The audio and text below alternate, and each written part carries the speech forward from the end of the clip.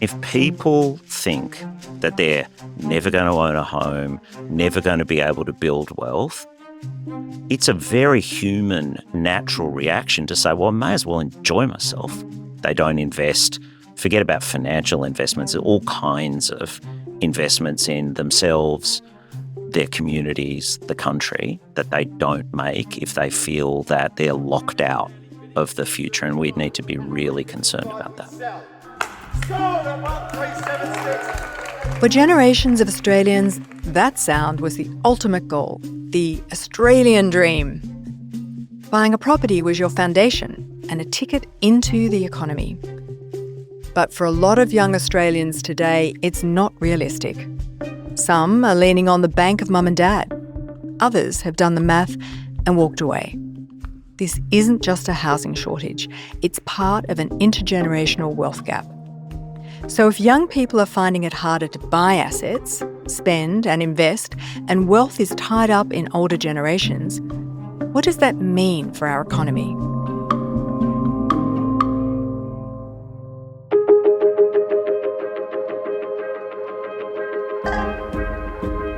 I'm Dr. Juliette Burke, Adjunct Professor at the School of Management and Governance. And this is Business Of, a podcast by the UNSW Business School. Richard Holden is Vice Chancellor's Professor and Chief Societal Economist at UNSW. Richard, for a long time, the roadmap was you get an education, a job, work hard, buy a house, and set yourself up for life.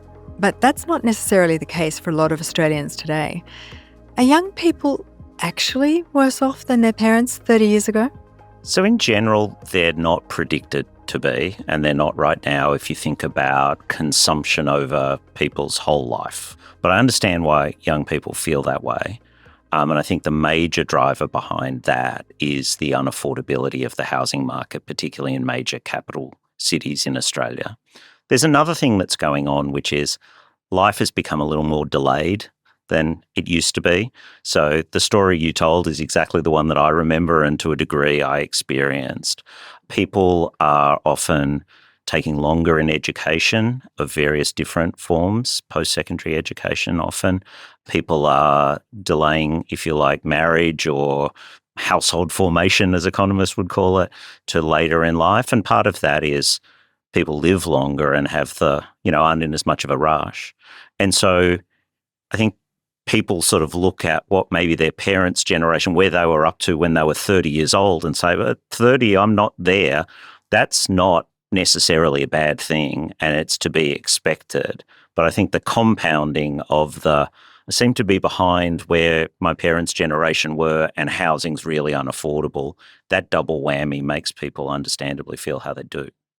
And is it really unaffordable? I mean, how do we judge if something feels unaffordable, particularly housing? Yeah, it's a good question. So if you look at the price of housing compared to median incomes, the sort of middle of the income distribution, by that measure, which is a pretty good measure, I think, Sydney's the second most expensive city in the world behind Hong Kong.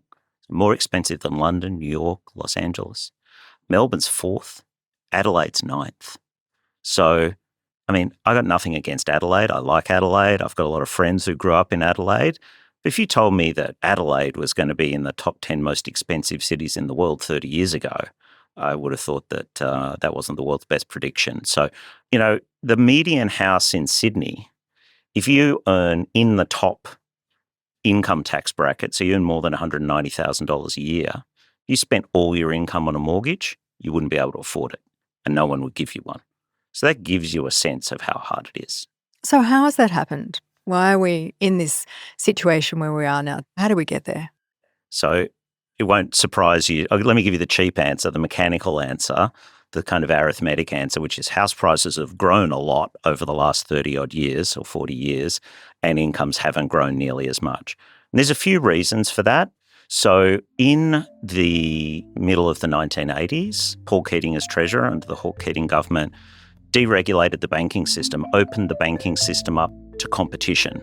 And that brought in a whole lot of international banks. It forced the big Australian banks like Commonwealth and Westpac and NAB and ANZ to compete more, be more competitive.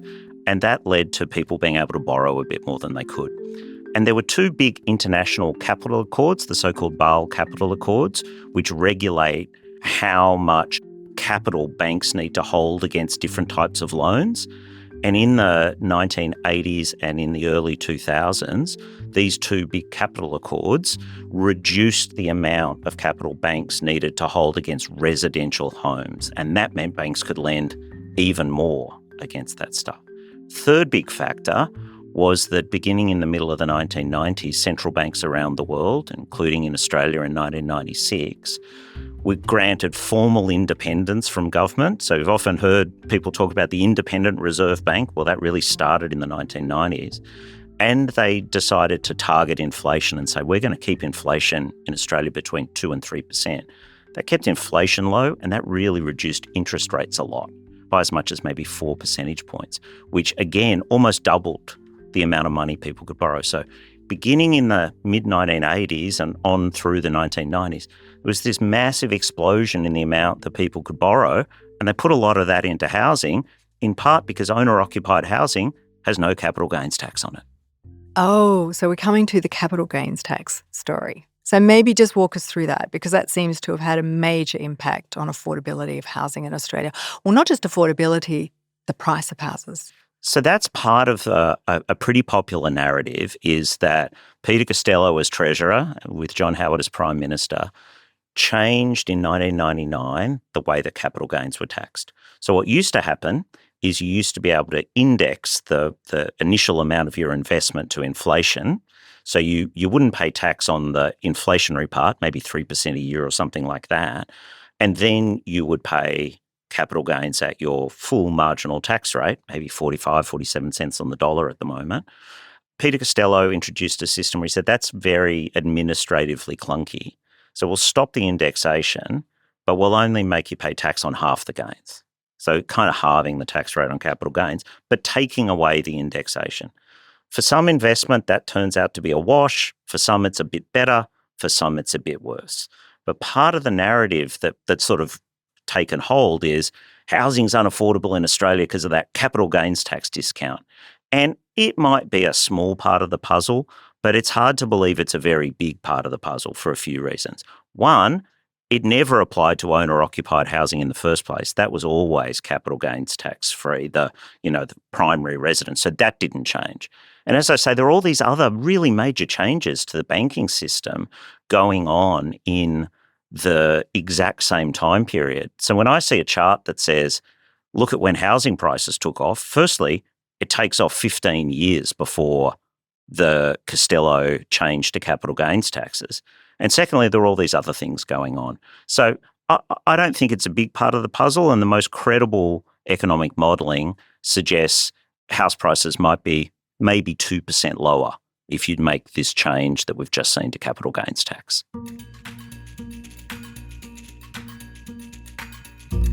Richard, we seem to be obsessed with housing in Australia, and it's not just about making the most of your asset, making the most money out of it, isn't it? Why are we obsessed? I don't know exactly why we're obsessed, but I think you're totally right about that. And I grew up in Australia. I spent 10 years in the US. I came back to Australia in 2011, middle of 2011. And maybe I'd forgotten, maybe we were always obsessed, or maybe there was something that went on while I was away for that decade. But I came back, and, back then, it's 2011, it's a while ago now, there were, actual physical newspapers.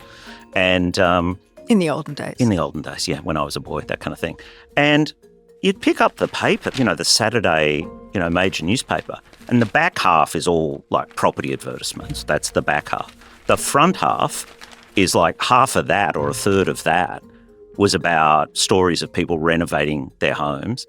And sort of get through the paper and put that down. If you turned on television, 1 in 4 shows was about people renovating their houses. I can see you've got some really nice features to work with, though. The circular window up there. They're even having competitions for people to make the most money out of renovating. They had The Block and these kind of shows. Neither of us come from any sort of trade background, so we've got no idea what we're doing. We're just having a whack. And then, if you turned the television off and I remember distinctly in the first month being back, going to dinner at a friend's house, And these are, educated, smart, worldly people.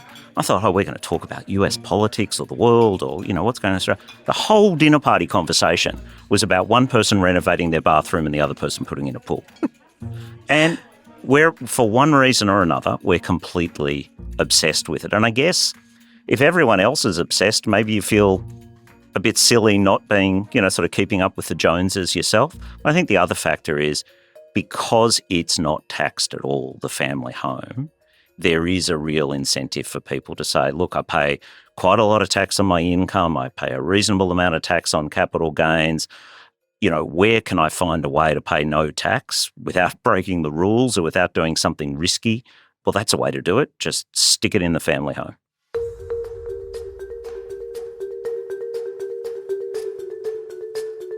So let's talk about intergenerational wealth. And I'm wondering what's causing that gap at the moment. Well, part of it really is the run-up in housing prices. So these measures of wealth that people come up with, and it's a fair enough way to do it, take account of all your assets, including if you own a home, your own home. And because there's been a big run-up in those things, you see that difference. The other thing is this life cycle change that we've seen with people doing things later. So very often people say, well, what's the difference in wealth between 25-year-olds and 55-year-olds now compared to a generation ago? Well, if 25-year-olds are doing things later, then you should be comparing, 30-year-olds with 55-year-olds or something like that. So the comparison isn't always the right one for the times. But yeah, there's been a really big run-up in asset prices, the share market, property even more. So people who have had money to invest over the last 30-odd years have really built quite a lot of wealth. And people who are coming in, starting from scratch, there's a bigger gap than there used to be. Richard, even if you work a solid job, you earn a decent paycheck and you buy a property, your income then seems to be swallowed up by the mortgage. And if we don't have enough money to spend elsewhere, what's the flow-on effect into the broader economy? Yeah, it's not great for the broader economy. It means two things. It means, as you say, people are spending a lot of money on housing, on their mortgage, and not consuming as much on other things. So if you run a small business, if you're in a restaurant or what have you, trying to sell things to people, they've got less disposable income for that. That makes that harder. I also think a major effect is it has people putting a lot of money, if you like, investing in housing and not investing a lot in other parts of the economy. And one of the things that's been noted over the past 15 or 20 years is that investments of most kinds in the economy, business investment and other private investment, into things that drive productivity growth and economic growth have been really low compared to historical rates. And I don't know if that's only because of housing, but for sure it doesn't help. There's something in our ether that housing is an anchor. It's sort of this bricks and mortar idea. And I've heard the same thing, that it's harder to get venture capital for businesses, for startups in Australia than it is, for example, in Silicon Valley. Is that your sense of it too? Yeah, I think that's exactly right. And I think that's really borne out by the evidence. I mean, the other thing about housing, it is tangible. It is bricks and mortar. Everyone else is doing it. There's the national obsession. But the other thing about it is it's a peculiar kind of investment, which is you get to consume it as well. And it doesn't seem to have the same anchor or the same pull to it if you're renting. Like, you don't really invest in a rental property, right? Because you might only be renting for a year or 2 years. Exactly. So it's probably not quite as nice in the first place, and that's understandable. You probably don't want to make a lot of modifications. I mean, you're not going to put in a new oven that you can't take with you as a renter. It's often quite short term, maybe a year or 2 years if you're lucky for that kind of lease. So it's different. It doesn't have the same feeling to it. It doesn't have the same sense of home or investment in it, I think. And is that the reason, or part of the reason, that we don't see renting as a norm in Australia, if I compare it, for example, to Germany, where renting for that, or even New York? Yeah, exactly. Germany's often pointed to, and it's a really good example where it's completely normal. And people actually do put in their own ovens and take them with them when they move. And, that's a real thing. And, New York's a hard place to own property, and it's much more common. So I think there is that kind of sense of norms or sort of a cultural or a zeitgeist moment about these kinds of things. But, renting's becoming a lot more prevalent. I think one of the things that successive governments have looked into is more of this build-to-rent type of scheme where, big property companies, Lend-Lease and these kinds of companies will build entire developments with the purpose of not selling them but renting them out. And there have been some details and peculiarities of the tax system in Australia that have made that less attractive. But as housing becomes harder for people to buy and renting for the very long term becomes more of a thing in Australia, those kinds of arrangements, I think, would give people more of a sense of longer term leases, more certainty, maybe the ability to feel like they can invest a little bit more in a rental property. Yeah, because the organisations that have been buying these properties to do long-term rentals have not been the pension funds. And it's only recently the pension funds have started to come in. And really it's been mum and dad or someone, a small-term investor who has 1, 2, 3 properties. And is that changing now? Are we starting to see these long-termers come in and buy up the rental market? It's sort of nascent and certainly happened overseas. I mean, one of the other changes we saw announced in the budget was phasing out of negative gearing. So this is the idea, which has always been around for a really long time, over a century, for all asset classes in Australia, that if you make a loss on an investment, you can offset that loss against your labour income, your ordinary income. But residential property is a very special asset class for most sort of regular folks. So the first thing is you can get a loan for a pretty big proportion of the value of the asset. So maybe 5 times as much as what you put down. So 5 to 1 or even 9 or 10 to 1 leverage. Imagine you were investing in the stock market in an exchange traded fund or something like that. You'd be lucky to be able to borrow any money. That's called a margin loan. You might get a little bit, but if you're someone earning, say, $100,000 or $120,000 a year, you're not going to get a big margin loan. And by the way, if the shares go down, you get a margin call that says, we're going to sell them for you and take the money back and you're going to lose your equity, or you've got to tip in more money. But that doesn't happen with residential property. So residential property has been this incredibly special asset class. And so people have negatively geared. And that's where you hear these stories about people on $120,000 a year with 3 investment properties. You kind of scratch your head about how that's even possible. It's been a real thing. As negative gearing gets phased out and only now allowed for new property investments, it might be that you get more of these, pension funds and institutional investors coming into that market and fewer of the mums and dads in that market. So do you think we would develop an appetite for renting for life if, in fact, a rental property became available for not just 1 or 2 years, but your lifetime? I think it's entirely plausible. I think the thing that's tricky for most people is that if and when you retire, feeling like you're still paying rent rather than having paid down a mortgage and you sort of say, okay, I've got to pay, rates and utility bills and stuff, but I've got that there, feels hard for a lot of people. Now, we have retirement savings, we have superannuation, we have the safety net of the age pension. So it need not be the case. But I think psychologically that would be a challenging thing for people. So I think during one's working life, I think it will become more normal and more prevalent.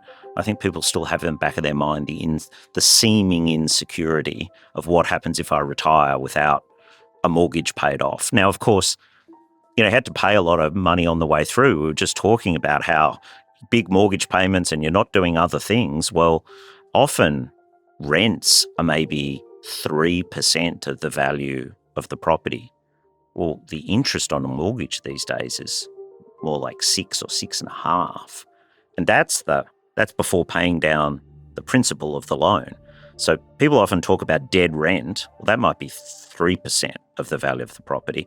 There's also a thing called dead interest payments, the interest payments on the mortgage, which might be double or more than that. So I think people need to think about it on a more apples to apples basis. But there is this psychology. I mean, you hear that phrase, dead rent. That's a phrase a popular phrase for a reason. And people don't always sort of think through the appropriate comparison.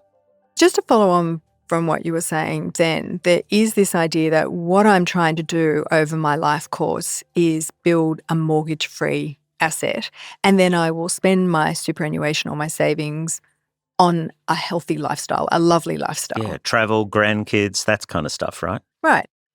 And so the retirement system itself was built around that idea because, how much you are supposed to need in retirement is founded on, well, you own your own house, so therefore you only need $70,000, $80,000 a year or something like that. If that's not attainable anymore, I wonder what financial security looks like in the future. Well, if you don't own your own house and all you've got is the age pension, It's that's tough. going to be tough. It's tough. I mean, borderline impossible. But what it's going to mean, if that's the choices that people make, is people are going to have more super than they think of as funding the whatever the number is. But like you say, maybe $70,000 or $80,000, and you figure out, well, what do you need to have in super to be able to earn that after tax? Well, if people are going to be paying rent, they're going to have a lot more in super. So where is capital going to go if it's not going to go into an investment property, because we're ruling that out now? And we don't seem to like investing in startups, for example. The money's not tangible. And we cap out in our superannuation. Where do you think it's going to go? It's going to go into consumption. People are going to Is it? spend it. Bigger TVs? Yeah, bigger TVs, more expensive cocktails. I wrote in my AFR column from the budget lockup, I had some throwaway line that actually there's a little bit of seriousness behind it. I said something like, yachts just became more attractive and productivity-enhancing investments less attractive for wealthy Australians. And it's true. What these changes do is tilt the playing field against investing, as we were just noting, and in favour of what happens if you don't invest? Spend. We hear this phrase, high-income working poor, or we hear asset-rich, cash poor. What's your perspective? Is that real for people? Yeah, I think that refers to two possibly different groups of people. So the sort of asset-rich, cash poor might be people who've, paid off their mortgage, got the big house that they've, put a lot of their income into, and now don't have a lot of other retirement savings. So they're sitting on this expensive house, but they only have a modest amount of income. That seems like a kind of imbalance that you wouldn't really want to have. And ideally, in that instance, particularly if you've had kids who've left home and things like that, you might want to downsize. So that's one thing. The other is the kind of, if you like, wealthy working poor, which is people who say investing in the family home is like, it's tax-free and I can get a lot of leverage and I've got to do that, and then end up putting so much money into it. Not only do they have not a lot of money to invest, but maybe can't enjoy themselves. You can understand what drives that kind of phenomenon, which is, this is such a great investment. It's such a beautiful house. I get to enjoy it. Oops, I haven't got as much as I would have otherwise had left over to enjoy myself in other ways. I'm just wondering if the sort of transfer of wealth between generations actually exacerbates this potential divide that we're seeing in society. So those who have wealth pass it on. Those who don't have wealth are falling farther and farther behind and perceiving themselves as never being able to work themselves out of it. Well, I think that's right. And I think you touch on two really important things. The latter is the perception. Let me come to that in a second. The first is, if you're starting from scratch, you don't inherit anything, but you're a smart, energetic person, you've got a decent education, you're ready to go, you pay some of the highest income tax rates in the world if you're successful in Australia. So the 40% marginal tax rate kicks in at less than 2 times full-time earnings. There are many other jurisdictions where that number's more like 10 times or even higher multiples of earnings. So people who are successful and well-educated and, entrepreneurial or earn a good living in other ways, pay a lot of income tax. So it's very hard for them to build wealth if they're starting from scratch. I think the other thing that you touched on is so important is the perception.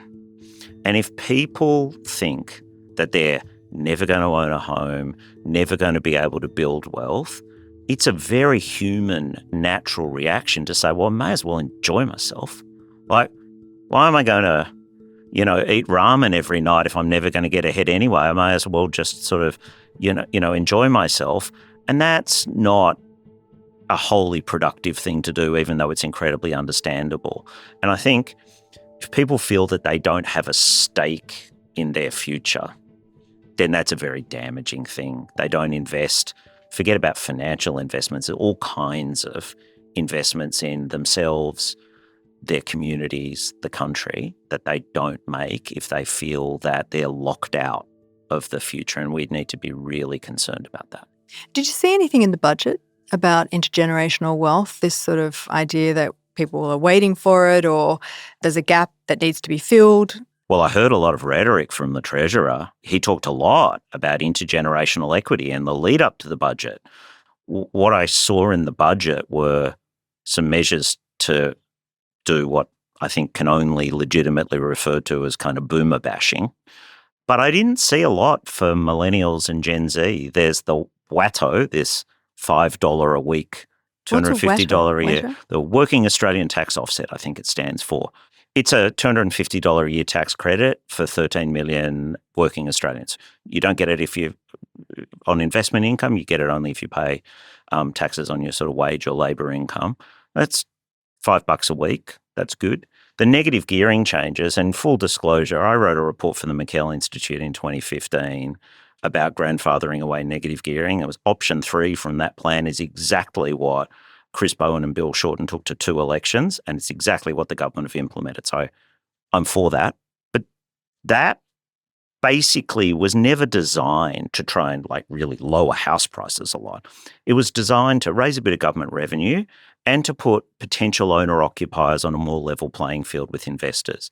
And to his credit, the Prime Minister's talked, I think quite eloquently in recent weeks about at an auction on Saturday, potential first home buyers don't have to worry as much about being outgunned by investors.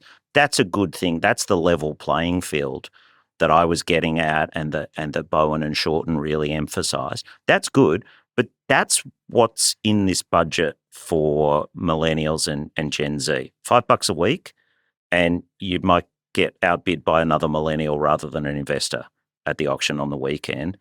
I think when people peer, that's good. But if you're looking at the story of, I don't know, I'm just going to eat ramen and drink martinis because I'm never going to have a future, does this really address that? I don't think so.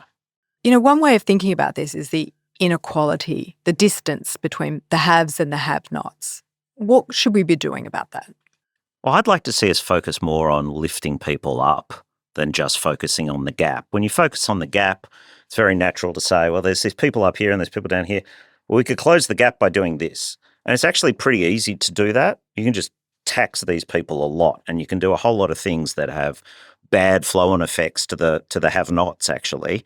But that's relatively easy to do, to whack people. The hard work is really in lifting people up.